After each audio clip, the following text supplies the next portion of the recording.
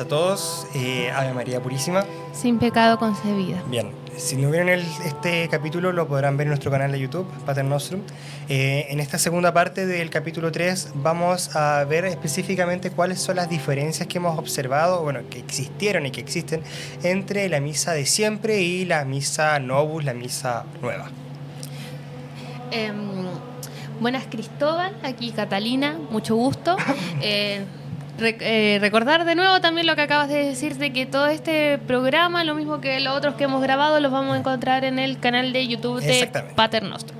Así que todos muy invitados para que puedan también escuchar la primera parte, porque ahora vamos a profundizar un poquito más en esto, que igual es una pincelada de todo lo que significa, porque literal estamos hablando de un cambio de una misa de 2000 años ya, y que luego después vamos a ver, se cambia de teología, cambia total, todo, y que ahora total. lo queremos abordar también en un tema de 10 minutos, así que es bien conciso, pero también vamos a hacer lo que se puede. Ya, primero que todo, quiero que Cristóbal, tú nos podrías explicar un poquito, porque nosotros hablábamos el programa pasado sobre de que no era solamente un cambio de idioma, ¿cierto? No. Así que podrías profundizar un poquito más en eso. Catalina, mira, para que los oyentes puedan entender un poco esto, no es solamente un cambio de idioma entre la misa antigua y nuestra misa que tenemos en la actualidad, no. Estamos hablando de que según liturgistas súper importantes, hay una eliminación de casi el 77% de las oraciones del misal antiguo al misal nuevo. O sea, solamente permanece el 13% de la misa original. O sea, es un cambio tremendo. O sea, ni siquiera podemos decir que persiste el esqueleto de o algo comparable que uno pueda decir que un católico del siglo XIX vea la misa actual y diga, parece que esta es la misa católica. No, ni siquiera es tan radical esta ruptura que este católico del siglo XIX no podría reconocer la misa que tenemos actualmente en nuestras parroquias.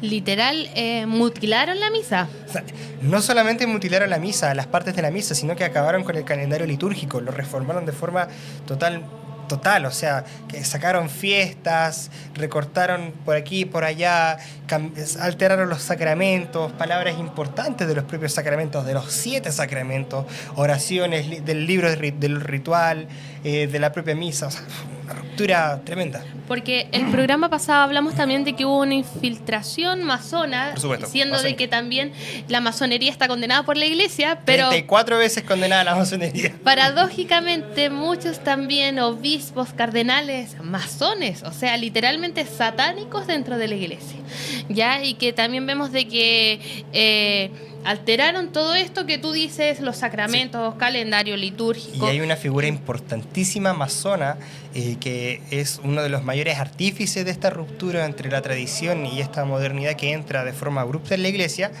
que era el cardenal Annibale Bugnini. ¿Lo conoces tú? Me suena. Cardenal Annibale Bugnini era un cardenal, ¿cierto? Era prefecto para el dicasterio de la fe, bueno, en esa época tenía otro nombre, el cual fue encargado de crear la misa nueva. En el año 65, cuando finaliza el Concilio Vaticano II, se genera una comisión que se llama Concilium, pero con S, no con S, no con C, con S, Concilium. Esta comisión era un grupo de expertos, ¿cierto?, que divididos en varios grupos, se les encargó de crear un nuevo rito para esta nueva teología, la teología del hombre moderno. Este cardenal, masón total, tiene este plan, ¿cierto?, de poder cambiar la misa. Entonces, ¿qué hace? La mutila totalmente, engaña a los miembros del Concilium y engaña al propio Papa que tenemos en pantalla, Pablo VI, para que apruebe estos cambios de los cuales el Papa ni siquiera está totalmente enterado, y cuando la celebra por primera vez se va de espaldas él mismo. Sí, hay una anécdota de Pablo VI, él era de que cuando... de la octava de Navidad. No, de Pentecostés. De Pentecostés. Que en el calendario de ahora ya no está la octava de Pentecostés. Y cuando él la fue a celebrar, le dicen, oiga, Santo Padre, si ahora no hay que hacerla. No, lo que pasa es que el Papa, claro, sí. Están ciertos colores litúrgicos que y él ve que no estaban los colores litúrgicos que correspondían a la octava de Pentecostés, y él dice, ¿pero qué? ¿Por qué no está? O sea, sacristán, ¿qué pasó acá? Y el sacristán le dice, pero Santo Padre, ya no existe la octava de Pentecostés. ¿Pero quién autorizó esos cambios? Usted, Santo Padre. O sea, él firmó documentos. Sí. Y ese fue muy triste esa anécdota, porque él después se puso a llorar y se dio cuenta también de tantas cosas que claro, por omisión. Sí. Pecado, eso es un pecado tremendo de omisión. Sí. Vámonos al tema principal. Me acuerdo mucho de la carta abierta a los católicos perplejos, hecha por Monseñor Lefebvre, ya, que decía de Monseñor Lefebvre de que no era solamente un cambio del latín al español, a la lengua vernácula, sino también lo que nosotros mencionamos, cambio de religión. El cambio de religión, esto lo que lex orandi, lex credenti, lo que rezamos es lo que creemos, ¿cierto? Para esto, yo creo que es importante que imaginemos en nuestra mente que estamos abriendo un misal. Imaginemos que estamos en la primera parte de la misa, lo que en la misa actual se llama los ritos iniciales, ¿cierto? En la misa de siempre existe algo que se llama, ¿cierto?, las oraciones al pie del altar. Tenemos que igual imaginarnos una escalera. El sacerdote, cuando está comenzando la misa, tiene que hacer unas oraciones súper específicas, como el Salmo 42, que es precioso, que es para poder purificarse y estar lo más puro posible y de reconocer sus propias faltas. Va subiendo estas escaleras que hacen referencia a la subida, ¿cierto?, del Monte Calvario, ¿cierto?, donde se va a producir verdaderamente el sacrificio que es Alter Christi. Esta preparación, que es una verdadera preparación espiritual, psicológica, ¿cierto?, donde el sacerdote, o sea, se dice, júzgame, oh Dios, o sea, se lamenta por sus pecados y aún siendo sacerdote por la impureza de lo que va a hacer. Súper importante, y que realmente está eliminado completamente en el misal nuevo, y también junto con las oraciones del confiteor. No sé si tú conoces el confiteor o a qué me refiero con eso. El yo confieso. El yo confieso, porque el yo confieso moderno es súper... está cortado también. Está súper mutilado, no hay ninguna referencia a los santos, a la Santísima María Virgen, a San Miguel Arcángel, o sea, está... totalmente mutilado. O sea, ¿qué sentido tiene recortar oraciones que son tan importantes? ¿Qué crees tú? ¿Por qué crees tú? Tengo entendido de que también querían hacer la misa, los sacramentos y todas las oraciones más amigables con los protestantes. Sí, por supuesto. Sucede que ahí se elimina el sentido penitencial porque el pecado realmente no es solo algo entre tú y yo. El pecado ofende a toda la corte celestial, sí, a toda la creación, a nuestro Señor Jesucristo principalmente, ¿cierto? Y al quitar los santos, a los ángeles de la oración, a Nuestra Señora Santísima, que ofende con mucha fuerza a los protestantes, la misa se vuelve horizontal. Ya no nos confesamos ante el cielo, sino ante ti, ante nuestros hermanos. O sea, ya no estamos en una jerarquía o una monarquía. Se vuelve como un trámite humano nomás. Y el sacrificio se va volviendo solamente cena, una reunión fraterna que no tiene mayor profundidad. Cristóbal, recién mencionaste también de que en la misa habían más oraciones y que ahora ya no están. Sí. ¿Ya? ¿Qué otras oraciones ves de que ya no existen en el Novus Ordo? Así como, por ejemplo... O sea, por ejemplo, la Sucipe Sancte Pater, donde el sacerdote eleva la hostia y dice: recibe, Padre Santo, esta hostia inmaculada por mis innumerables pecados, ofensa, negligencia. O sea, lo dice claramente en el mismo sentido de lo anterior, o sea, para ofrecer una propia expiación de lo impuro que es de tocar a Cristo con sus propias manos. Y aquí me quiero detener, o sea, si el sacerdote que actúa a través de que por Cristo, ¿cierto?, para ofrecer el cuerpo mismo de nuestro Señor, se siente impuro de tocarlo, entonces ¿qué queda para los ministros extraordinarios de la comunión que la reparten como si fueran dulces, caramelos? Que los ministros extraordinarios no deberían estar en el altar. Para que también las personas que nos estén escuchando puedan tener como en temas de tiempo. ¿Sí? He visto la comparación en tiempo en que el Novus Ordo puede durar hasta a veces media hora y si se extiende un poquito 40 minutos.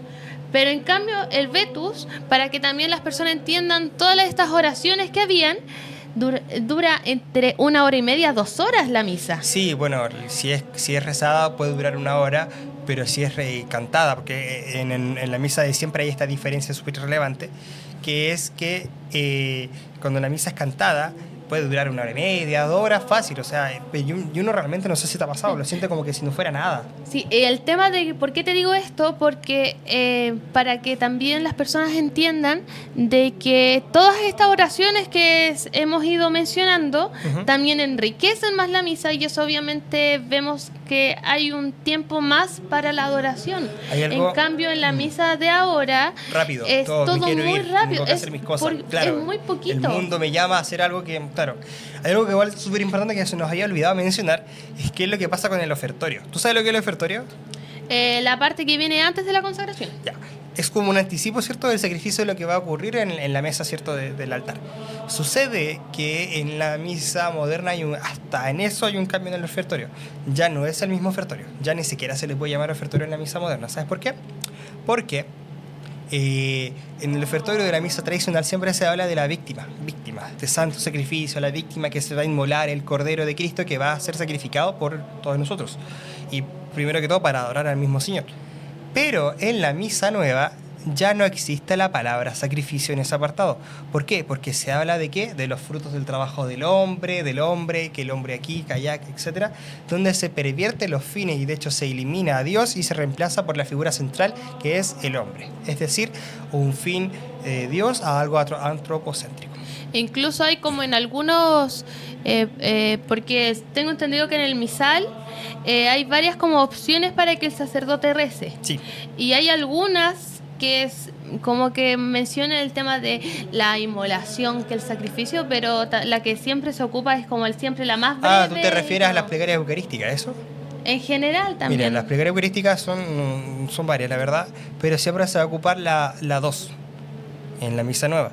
Y esa plegaria eucarística tiene una anécdota que es súper fuerte, que cuando uno empieza a leer todo esto que tiene que ver con el cambio de la misa tradicional a la misa nueva, esta plegaria eucarística 2 que se ocupa en la misa nueva fue escrita en una servilleta rápidamente por un sacerdote que estaba bajo los efectos del alcohol. La escribió el cardenal Buñini, que anteriormente dijo que era masón, creador de la misa nueva, le pide a este sacerdote que escriba, que era Luis Bullor, que escriba esta plegaria eucarística. La escribe medio ebrio en una servilleta en un restaurante, una trattoria de Trastevere en Barrio de Italia, y la entrega al otro día al cardenal Buñini.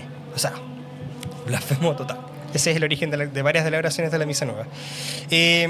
Mira, me gustaría hablar, para ir centrando en el tema, de algunas cosas y detalles que son súper importantes en la misa de siempre. Por ejemplo, ¿qué pasa con las flexiones? Con genuflexiones, cuando uno se arrodilla, ¿cierto? ¿Qué sucede, por ejemplo, con los gestos del sacerdote? ¿Cómo trata a Cristo en la misa? ¿Qué has visto tú en la misa de siempre, por ejemplo? A ver, digamos números. Tengo entendido de que en la misa tradicional el sacerdote hace la señal de la cruz y también la asamblea lo repite 27 veces.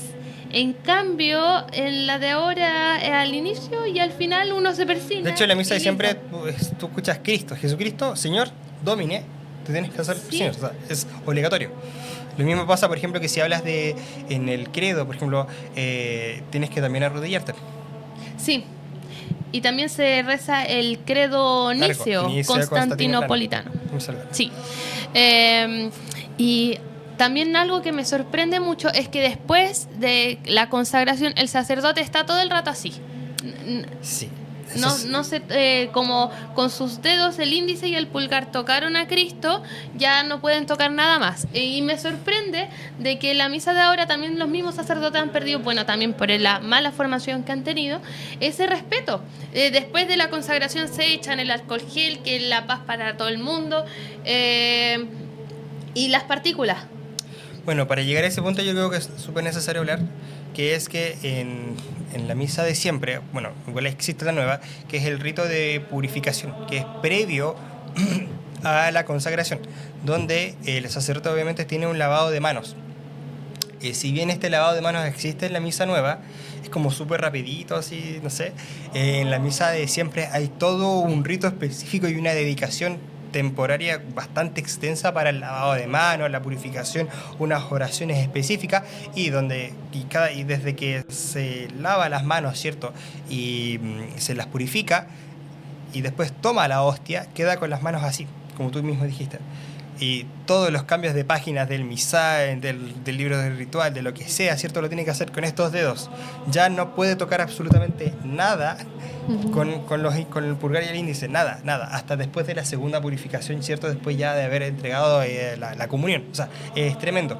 Pero lo que tú también dices de pérdida del respeto, ¿cierto? Que han hecho, o sea, que no hay un respeto tan grande de los sacerdotes en la actualidad, yo creo que también ocurre por un tema de falta de formación. Sí. Yo creo que no es tanta culpa de ellos, creo yo. Yo creo que no les enseñaron en el seminario este respeto a Cristo, porque también se ha ido diluyendo la creencia de la presencia real de Cristo en la Eucaristía. Sí, y yo creo que ya también para ir concluyendo, podemos mencionar algunas consecuencias de esto. Sí. Ya, el hecho mismo de que ya si el sacerdote vemos de que tiene una mala formación, ¿qué le podemos pedir entonces a los laicos? También de ahora de que la comunión en la mano, cada vez que se entra y sale del templo, la gente como si estuviese en su casa, no hace una genuflexión, cero respeto, que habla por teléfono, que come dentro del templo. También, como decía aquí Monseñor Lefebvre, que yo creo de que en otro capítulo podemos hablar un poquito más de él, ya, es una pérdida de fe. La misa de antes, o sea, que quede claro, la misa de ahora es totalmente válida. El tema es que se da mucho pie para que haya mucha blasfemia. Y por todo esto de lo que hemos hablado. En cambio, la misa de ahora era toda una invitación para acrecentar la fe. Como decía mismo Monseñor Lefebvre, si se trata a la hostia como pan, al final, ¿qué va a terminar queriendo la gente? Que es solo pan, que no está Cristo ahí. Sí. Bueno, igual para ir cerrando esta comparación que quisimos hacer muy pincelada de estos cambios, ¿cierto? Vamos a ver algo muy resumida. Miremos la comunión, miremos cómo existe esta diferencia entre la comunión de antes y la comunión de ahora, la creencia de la presencia real de Cristo en la Eucaristía, los cambios en el confiteor, los cambios en las oraciones al pie del altar, los cambios en las palabras de la consagración, se elimina el último evangelio, se elimina la oración a San Miguel Arcángel, o sea, estamos hablando de mucha sustitución. Sí. Sí. Bien. Pero eso, la verdad que en los siguientes programas nos gustaría dedicar a hablar más de este tema. Vamos también a centrarnos en la figura también de Monseñor Lefebvre y por supuesto de la Fraternidad de San Pío X y también de algunos otros temas que son súper importantes que yo sé que tú igual manejas hartos, como algunos sacramentales, como el velo. Sí, ¿cierto? Otros sacramentales tradicionales que como vemos que también todo esto no es solamente del ingenio humano, esto es obra del diablo, así que también vemos cómo estos sacramentales también son muy tradicionales, son muy poderosos también. Necesarios para estos tiempos modernos. Sí. Sí. Así que eso, hasta la próxima. Ave María Purísima. Sin pecado concebida. Fulget crucis.